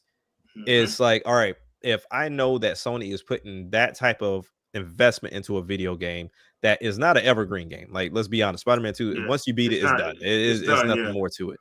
So once you get done with that game, that's it. Now, like I said, it's all 11 million. We all understand that's sales, bundles, like that comes all together. If I'm business minded and I want Spider-Man to stay around and I want Disney to ensure that the license stays with Sony should never drop that price from 60. It should never go on a permanent drop. Like, go on sale, that's fine, go on sale, but it should never come from 60, because now, to me, as a businessman and a consumer, that lets me know you don't even value your own product. Yeah, you go. You don't. Like, there's no way you can tell me that I value my IP if within a matter of a year I drop it from its original price, knowing the money I spent on it and knowing that my fan base that go to war on social media did not show up, because the PlayStation 5 is sitting at what, about how many console sales is PlayStation 5 at right now? Last time I looked, I want to say it was at like 49 mil, but that was like a few months ago. Yeah, so probably like in the 50s, somewhere around there. About 52, 53 by now. And you tell me 11 million showed up? I mean, now, I'm not saying show for Astrobot. No, I don't even want to see the sales of Astrobot, because it ain't gonna do nothing but piss me off. Like, I don't even want to see it. And this is coming from somebody that went and bought another PlayStation 5 just to play this game. So I went to the extreme. I am an anomaly. For those of you that already own it and didn't even try it, but then also there's another group that went and caped for it and didn't even try it. Like, because essentially you kind of sort of played the game. If you played the free version, they just kind of added some more things to it, for sure. But ultimately, that game should have never, ever had a report come out saying 1.5. If Sony's gonna announce it, that game should have said, "Hey, it's already at 10. It's already at 5. It's already at something." Because this is an exclusive that's $60. Now, granted, did it poke too much at nostalgia? For sure. But it's still a solid platformer. Okay, 77, RJ, that makes it worse. Right. So like I would have rather you not have said that, but it's like like that's work. It got 777s. Oof. Yeah. So for reference, okay. For reference, Princess Peach Showtime is still MSRPing for $60. Yes. You can catch it on sale for like 50 or 47 at Walmart or Amazon or whatever, but the MSRP in stores is still $59.99. Right. That's not even Mario. That's Princess Peach. Yeah.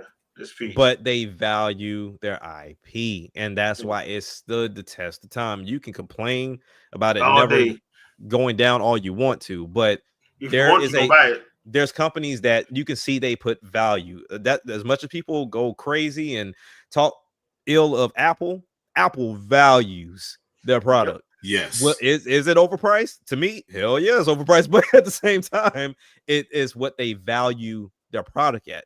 And it shows that people show up for that iPhone, they show up for the Macs, whether it's the books, the Pros, the iMacs, the Minis, they show up because they feel like, hey, I know that the updates are going to be within like 10 years is going to stay continuous for 10 years.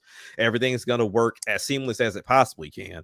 And even though I'm in this ecosystem of what Apple has, I know they take care of it.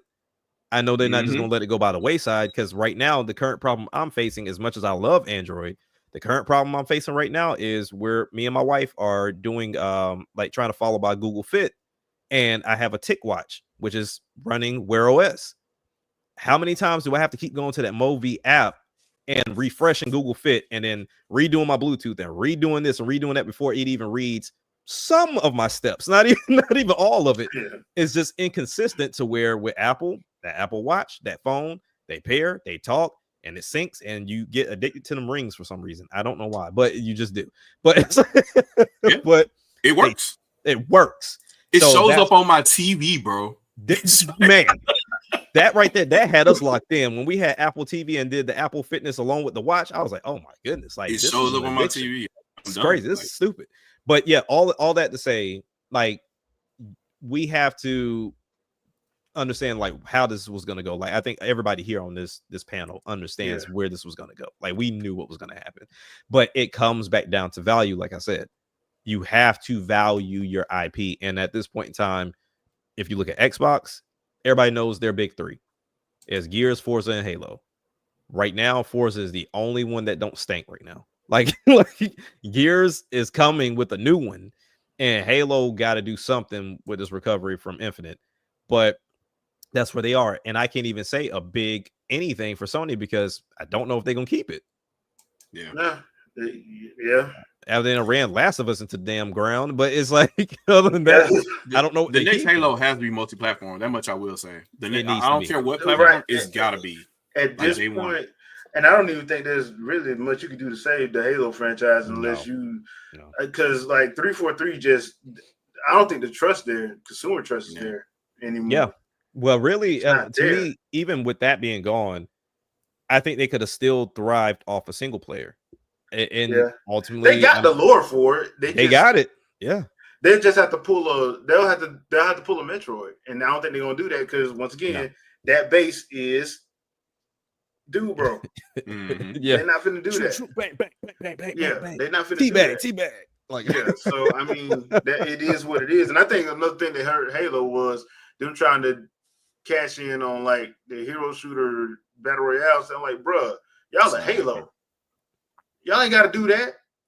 And if you're gonna do that, don't make that part of the inherent gameplay loop that you for the single player. Don't do that. Don't do that. Don't do that. So, because I think one of the things that I actually liked that Guardians did was war zones. I love the idea behind war zones, PvP or PvE, but you can mix them together.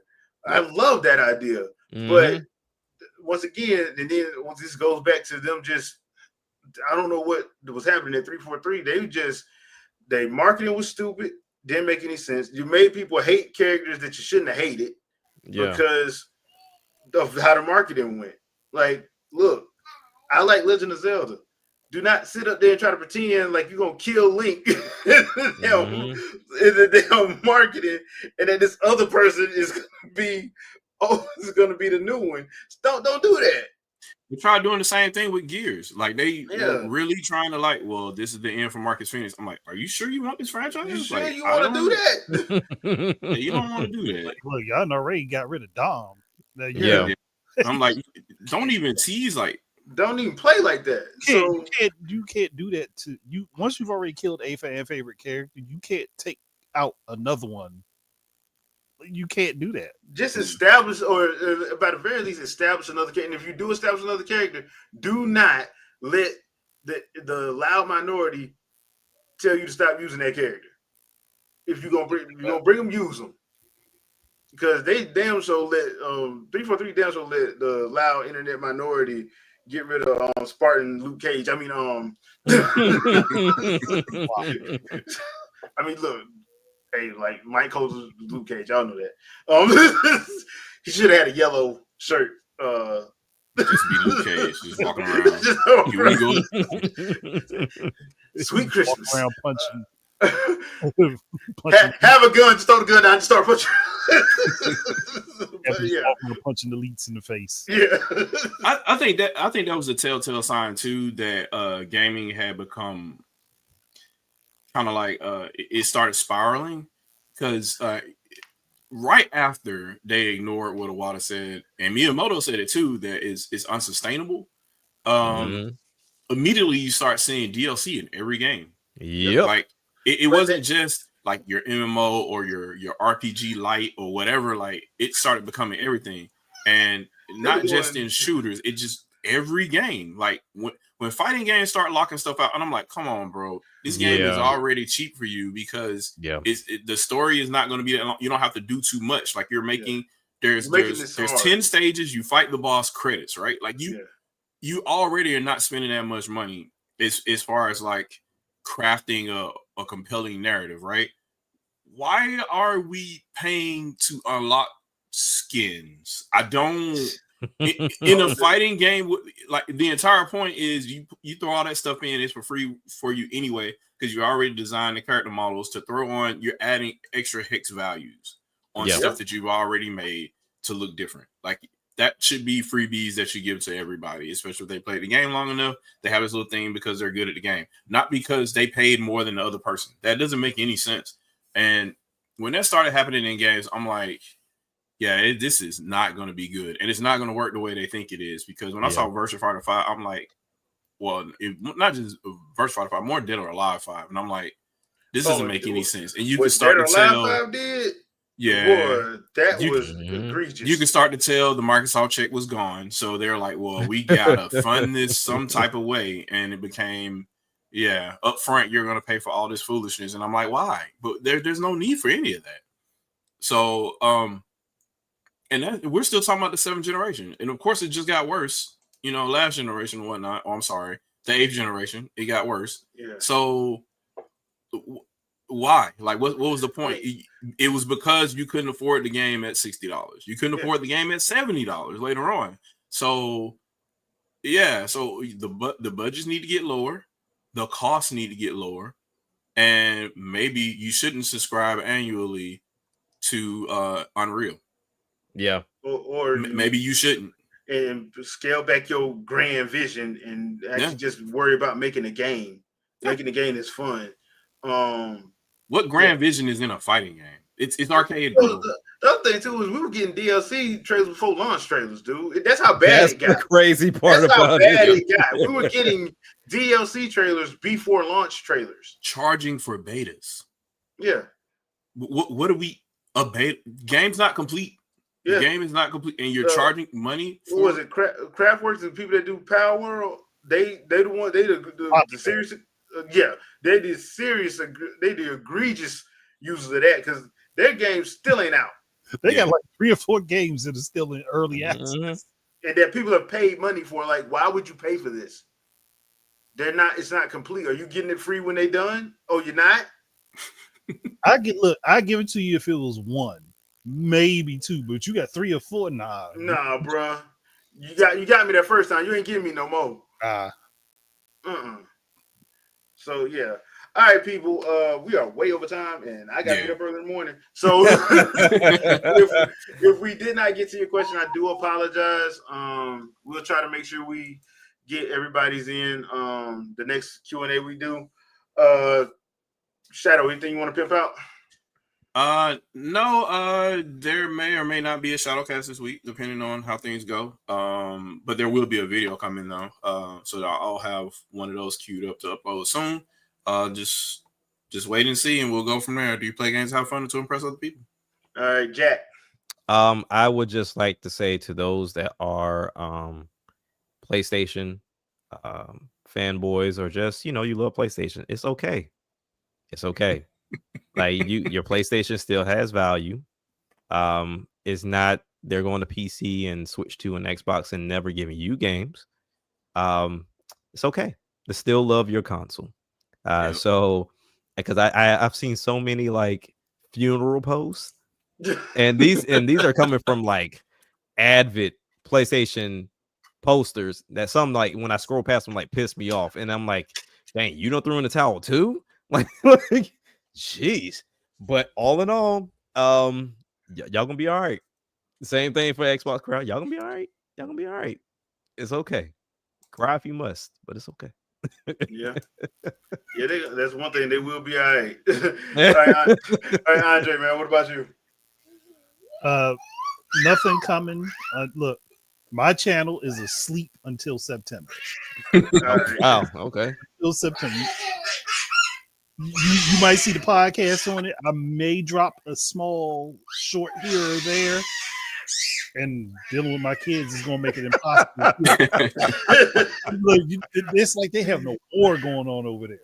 But currently, channel's asleep. I'm trying to put together a bunch of stuff.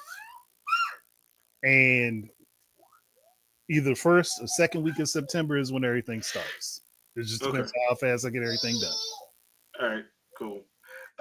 As for me, you'll probably see some vids come up. I've been meaning to do some live streams. I do apologize for not getting those done. I think I'm just gonna start doing them on Saturdays now, Friday nights or Saturdays, just so I can have a stable date of doing them, and we'll go from there. I am looking forward to playing with Ken in Fatal Fury when he drops. So, and Sagat on Street Fighter 6 when he drops. So I'm looking forward to that. Other than that, the next game I'm probably getting, I think, is the Daemon X Machina sequel, because that's September. Okay. Oh no, it's Shinobi. I'm getting Shinobi, then I'm getting Daemon X Machina. Yeah, because I got Daemon X Machina pre-ordered from Amazon. I'm ashamed to say my next game. I'm ashamed. Yeah, but Shinobi's my name. I was gonna get Rage Bound, but I'm gonna wait to see. I wasn't the biggest fan of Blasphemous, so that's the team that's making Rage Bound, and I'm like, I'll wait to see somebody else play it first. But Shinobi, Art of Vengeance, I love that team, so yeah, I'm gonna be that's already pre-ordered. So those are gonna be my next two gaming purchases. I'm trying to wait to see if they do this release date for Metroid Prime 4 and Hyrule Warriors Age of Imprisonment. So because that's probably gonna be the last things I buy this year. Like I said, I'm not buying a lot of stuff this year, and I'm proud of myself that I haven't. So yeah, but that's the next things to look out for. I'm so ashamed. Until Nintendo Shadow drops Metroid Prime 2 and 3 remastered. Why are you doing this to me, man? Why are you doing this to me, man? Or you get your remake of Ocarina of Time. Yeah. God damn it! I forgot they said they were doing that. That's wild. Yeah. Also, you're not done. Last bundle. You're not done, sir. You're not done. Well, as it stands now. So if today was December, as it stands now. So yeah, but thank you guys for coming through. We really do appreciate it. Thank you everybody in the chat. We appreciate you guys as well. We will see you guys next Sunday, 7 p.m. Eastern Standard Time. I have not forgot about Fresh Take. Me and Vicky will be back doing that one. We're probably gonna start back when the Wakanda Forever drops in August. Probably gonna do Ironheart on my own, and I probably need to go in and do the Superman and Fantastic Four reviews.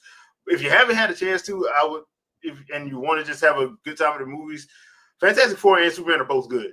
Fantastic Four is under 2 hours, actually. It's an hour and 50 minutes. It's 2 post-credit scenes. You only have to stay for the middle one.